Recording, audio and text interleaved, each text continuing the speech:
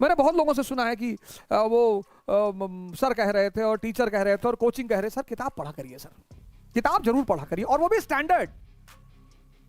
जैसे मैंने कहा बी एल रोवर बहुत प्यारी किताब है सर, बहुत अच्छी किताब है। और किताबें अगर आपको आनंद नहीं दे रही हैं पढ़ना, तो आप तैयारी कर ही क्यों रहे हैं सर? किताबें आपकी दुश्मन नहीं है सर।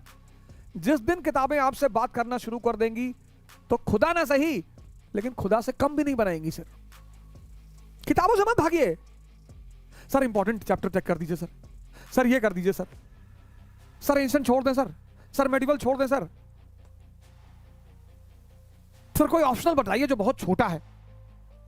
सर 1 साल में हो जाएगा, सर 2 साल में हो जाएगा, सर हमको इसी साल निकालना है सर, नहीं तो मेरी गर्लफ्रेंड की शादी हो जाएगी, तो दूसरी से कर लेना। नहीं नहीं सर भावनाएं जुड़ी हुई हैं। अच्छा अच्छा अच्छा, भावनाएं जुड़ी हैं, चलो कोई बात नहीं, तुम किसी को नहीं छोड़ोगे तो भी छूट ही जानी है। कानून है इस धरती का, यहां सब कुछ नश्वर है, सब कुछ। और नेचर ऑफ लॉ के हिसाब से चलोगे, लॉ ऑफ नेचर के हिसाब से चलोगे, तो विकास मिलेगा, तरक्की मिलेगी, समृद्धि मिलेगी। और बेवकूफी के सिद्धांतों पे चलोगे तो मारे जाओगे। यही तुम्हारा नोट्स है। ऐसे फाइल बनाओ कि जब तुम ये 4 पॉइंट देखो पूरी स्टोरी क्लिक हो जाए। यहां तो तुम्हारे दुनियादारी भरी है, फिर तुम रोते हो कॉन्फिडेंस नहीं आ रहा है। कॉन्फिडेंस शक्ति से आता है। हम 2 साल से तैयारी कर रहे हैं, कॉन्फिडेंस नहीं आ रहा है। यहां तो पूरे गांव जवार दुनिया, भाभी चाची नानी मौसी सबकी कहानी यहां भरे हुए हो। भगवान ने सारा ठेका तुमको दे दिया है कि पता करो दुनिया में कौन आदमी अच्छा है कौन आदमी बुरा है। पता करो, देखो अवध ओझा क्या कर रहे हैं, चुनाव लड़ रहे हैं 22 वाला कि नहीं लड़ रहे हैं, शराब पी रहे हैं कि नहीं पी रहे हैं। ये वाली खबर सही है कि इनकी 2 शादियां हुई हैं 3 शादियां हुई हैं, ये सब खबर सही है कि नहीं, तुम तो ये पता करने में व्यस्त हो। तो जब यहां पर सबकॉन्शियस में अननेसेसरी चीजों को बैठा लोगे तो बीएल रोवर कहां से जाएगी सरकार? बड़ा छोटा सा सूत्र आपको बताता हूं, सूत्र को याद रखिए। और सूत्र ये है, पॉलिसी डिपेंड्स अपॉन प्रायोरिटी। नीति किस पर निर्भर करेगी? प्राथमिकता पर। बड़ा छोटा सा सिद्धांत है, अब कोई उदाहरण दे देता हूं। अब अकबर को ले लीजिए। मुगल जब भारत पहुंचे, जब तुर्क भारत पहुंचे, टर्क, तो इन्हें सिर्फ हिंदू सरदारों का सामना करना पड़ा, हिंदू चीफ्स। पर जब मुगल भारत पहुंचे तो अब इन्हें 2 सरदारों का सामना करना पड़ रहा है, एक तो हिंदू और दूसरा टर्किश चीफ्स। जब तुर्क भारत पहुंचे तो उन्हें सिर्फ एक गुट का सामना करना पड़ा, हिंदू सरदारों का। लेकिन जब मुगल भारत पहुंचे तो उन्हें 2 गुटों का सामना करना पड़ा, हिंदू सरदारों का सामना करना पड़ा और तुर्की सरदारों का सामना करना पड़ा। ऐसा नहीं था कि तुर्की सरदारों ने मुगलों को गले लगाए ले कि आखा भाईजान आइए मध्य एशिया से, हम दोनों मुसलमान भाई मिलकर भारत पर कब्जा करें, ऐसा कुछ भी नहीं था। पहली लड़ाई जो मुगलों को लड़नी पड़ी इब्राहिम लोदी के खिलाफ, मुसलमान। There are no permanent friends, there are no permanent enemies, only permanent interest. कोई स्थायी मित्र नहीं है, कोई स्थायी शत्रु नहीं है। स्थायी बस एक ही चीज है, हित।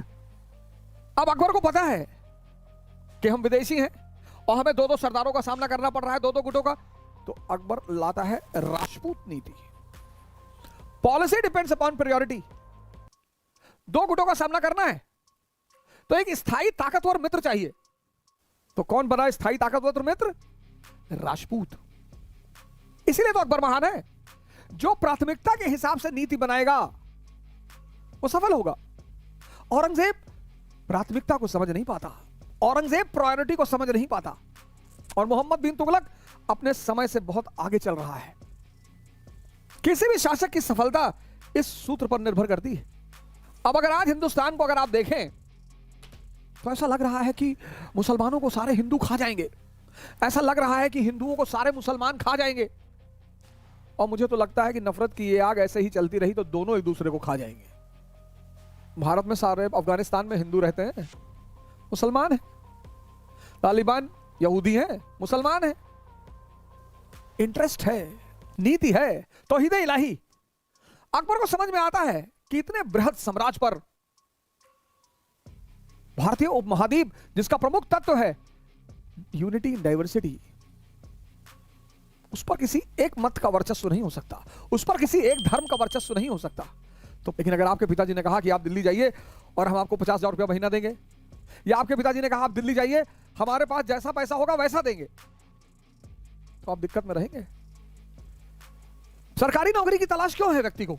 सरकारी नौकरी में या किसी भी नौकरी में एक चीज स्थिर है, सोर्स ऑफ इनकम। और जब सोर्स ऑफ इनकम स्थिर है तो यह पता है कि प्रति महीने को मैनेज कैसे करना है। और मनुष्य खतरा लेने से घबराता है, मनुष्य स्ट्रगल करने से, हालांकि उसकी नियति है स्ट्रगल, मनुष्य की नियति है स्ट्रगल, वो उससे बच ही नहीं सकता, कोई चांस ही नहीं है सर। अगर आप आईएएस की तैयारी कर रहे हैं, मेंबर ऑफ पार्लियामेंट की तैयारी कर रहे हैं, प्रधानमंत्री की तैयारी कर रहे हैं, आप बहुत समझदार आदमी है सर। जब लड़ना ही है, जब मरना ही है, जब परेशान ही होना है, तो छोटी चीजों के लिए क्यों? संघर्ष मनुष्य की नियति है, डेस्टिनी, उससे वो बच ही नहीं सकता सर। और आप भी याद रखिएगा अपने वादे को। कोई भी नीडी आदमी मिले, कोई जरूरत, ऐसा नहीं कि घर से पैसा चुरा के ले गए दान कराए, कि पता लगा पकड़े गए तो कहे ओझा सर ने कहा था कि हमसे पढ़ लो फिर जाके दान कराना, ऐसा नहीं करना है।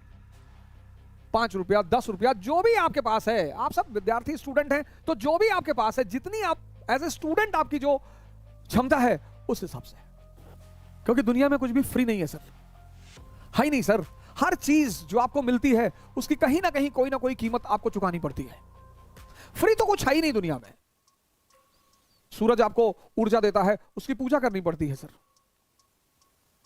सारी ऊर्जा का स्रोत सूरज है, उसकी पूजा करनी पड़ती है सर। इस दुनिया में कुछ भी फ्री नहीं है। कुछ चीजें हैं जो सिर्फ आभास हैं, है नहीं। उसमें से एक शब्द है फ्री। फ्री जैसा कुछ भी नहीं होता। हम सब हिंदुस्तानी, और हमारे कुछ विशेष लक्षण, हमारे यहां जब लोग पैसा मांगने आते हैं तो गिड़गिड़ाते हैं कि भैया मां कसम खा रहे हैं, भैया मां कसम खा रहे हैं, शंकर जी कसम खा रहे हैं, 10 सितंबर को भैया शाम को पैसा वापस कर देंगे। और जब आदमी आपसे कह रहा है 10 सितंबर, तो उससे पूछ लो 10 सितंबर 2021 कि 31 कि 41। कुछ चीजें हैं जो हमारी संस्कृति में निहित है। यहां का आदमी लेना बैंक के बारे में जानता है, देना बैंक के बारे में नहीं जानता। यहां किसी से दुश्मनी करनी है तो सबसे अच्छा तरीका यह है उसको पैसा उधार दे दो। वो मांगने आएगा तब तो रोएगा, लेकिन जब आप 10 सितंबर को उससे 12 सितंबर को फोन करेंगे, उठाएगा ही नहीं। और अगर उठा भी लेगा तो खुद ही बोलेगा this network is out of coverage area. और अगर कहीं सड़क पर टकरा गया तो आपसे झगड़ा कर लेगा कि तकादा कर रहे हो, तुम्हारा पैसा लिए भागे जा रहे। अरे भागे नहीं जा रहे हो भैया, लेकिन 10 तारीख का टाइम दिया हो ना। और करेंसी शब्द किससे बना है? करंट से, जो चलता रहे। मनी रोटेट होता रहता है। आपने हमसे कहा 10 सितंबर को देंगे, हमने भी किसी को 15 को टाइम दे रखा है, उसने भी किसी को 20 का टाइम दे रखा है।